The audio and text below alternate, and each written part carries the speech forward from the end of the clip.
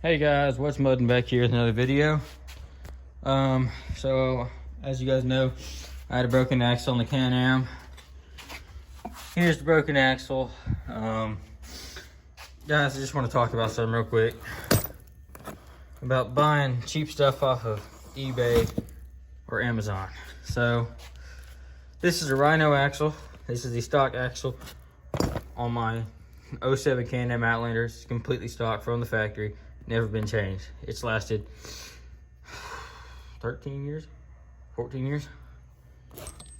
And this is a brand new Synesty 6 axle.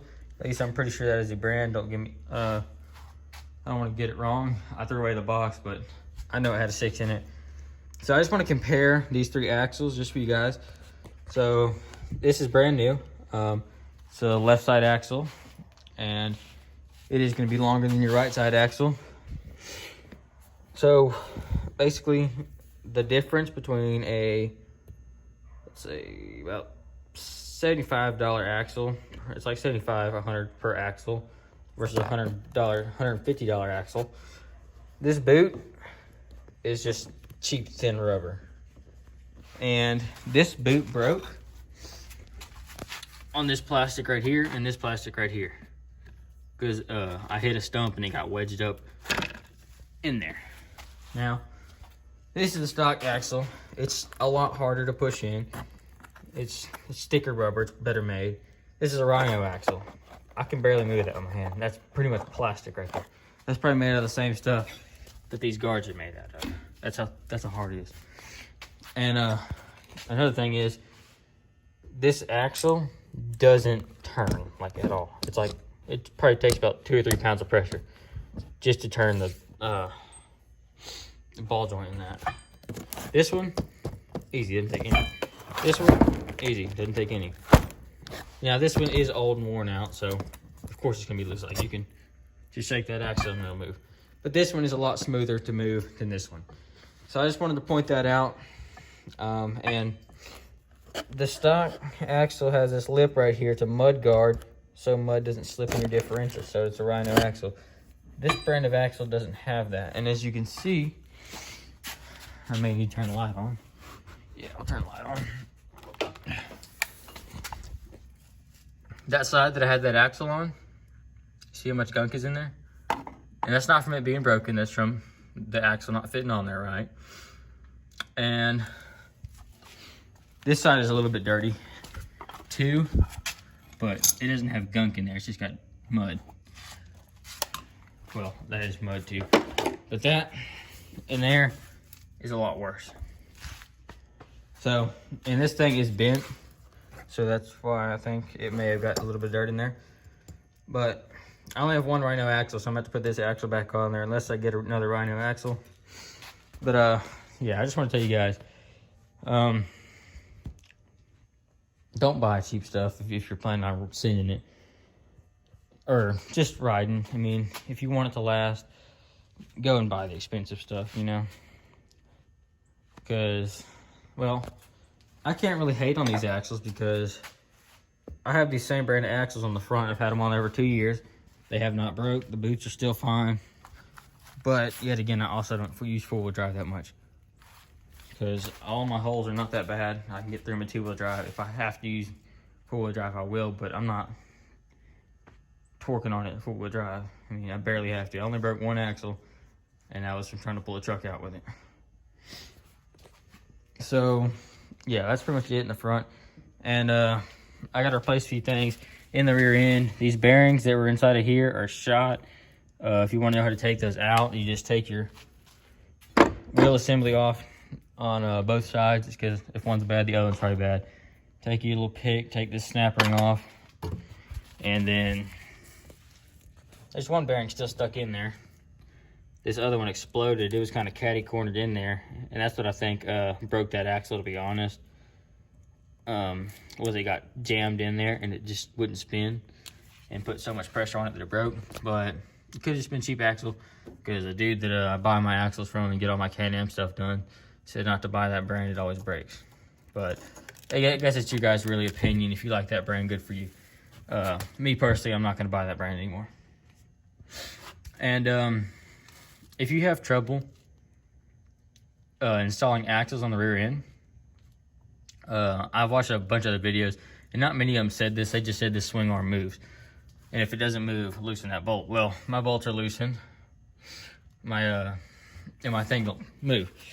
Well, it's supposed to be able to move freely, easy with the axles in it. Mine wouldn't move at all freely with the axles in it. I could stand on it and it would not move. So that's how bad my bearings were.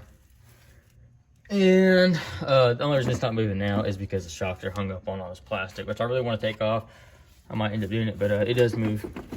There we go. It does move freely now.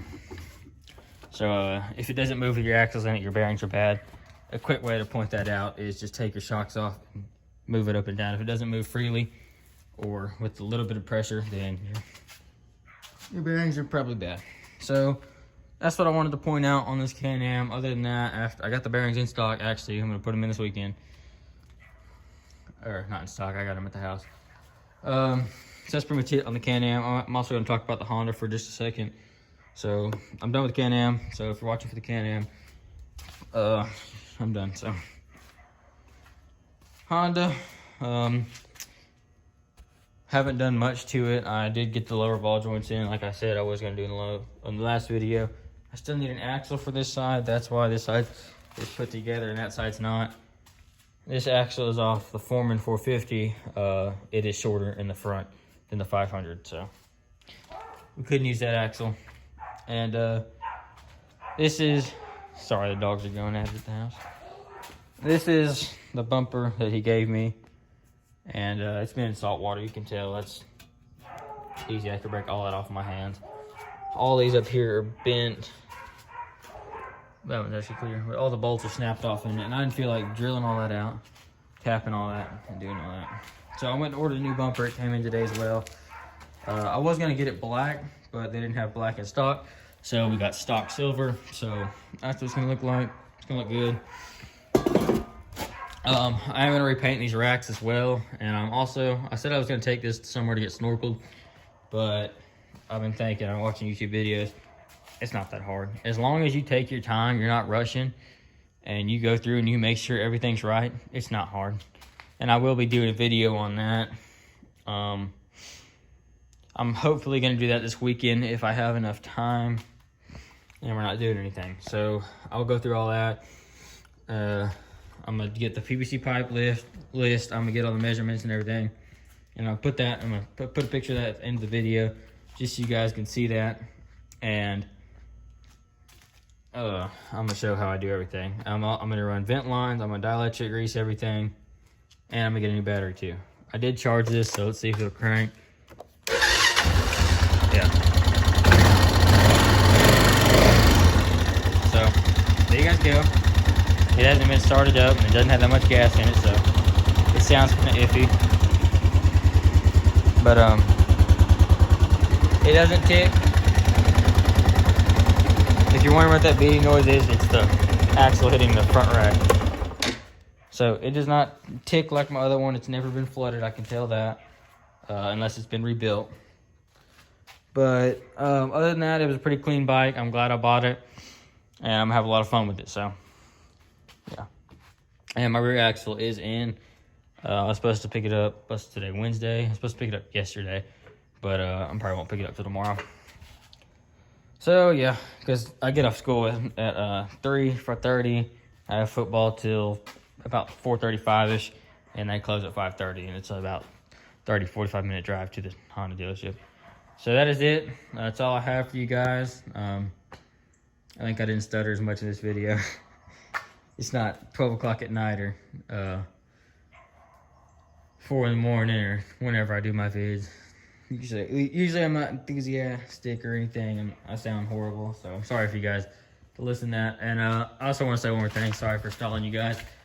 But the 450, I'm going to try and give Landon a good price on it. I'm going to ask my dad what he wants to sell it for, because he needs another bike to restore and flip.